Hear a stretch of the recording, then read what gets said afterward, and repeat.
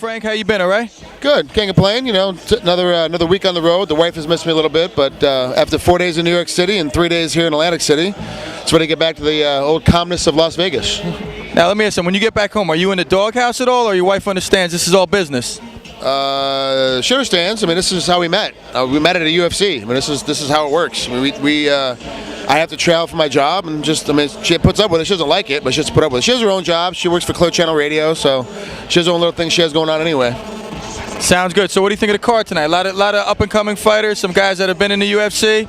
It's going to be a pretty good action-packed card. Your thoughts? Yeah, it's weird because East Coast cards tend to be a little bit quieter, a little bit unknown, which is weird because the talent's the same. You know, it's Matt Serra's brothers fought on some of these East Coast cards, and you get Christoph is fighting opposite tonight, and you know Dan Henderson's in his corner. I mean, it's kind of an all-star cast, but it's on the East Coast, so no one really pays attention to it. Even the message boards and forum boards are kind of quiet about what's going on tonight. And it's really strange to me. You know, it's like unless you're West Coast or bigger, no one pays attention to you, and it's kind of weird because you know tonight's gonna be a good deal.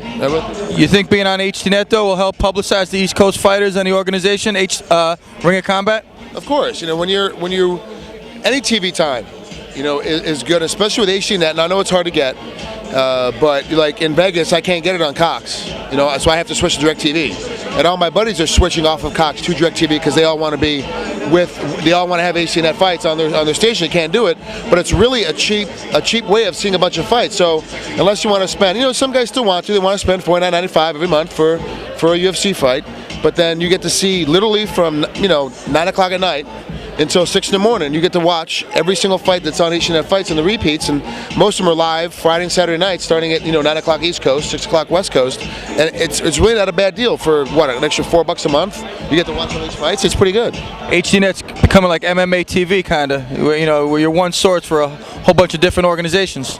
It is. It really is, and it's smart. It's really good. It's really smart. It's a great channel to have, and it's a more fluent channel. You know, to get HD, you got to have the HD box, got to have the HD TV, got to be able to pay the HD subscription. So it's a little bit more fluent as well. Instead of being an 18, 24-year-old kid that's just moving out of his parents' basement, just got to have a job. You know, his first time out of college, getting his first job. You know, those kids, it's hard for them to try to afford HD. But people that afford HD right now, they're that older demographic. They're that 35 to 45-year-old guy that's established, got a family, got kids.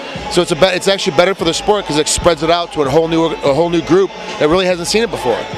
So HDNet's really helping out these other organizations. Now, you said Dan Henderson's here. You saw the fight, right? Dan Henderson, Anderson Silva. What were your thoughts on the way Anderson dominated that fight? You know, I picked Dan to win, and Dan showed in the first round how you can beat Anderson. He showed it. The question is, able to do it for 4 more rounds because he did it for 1 round.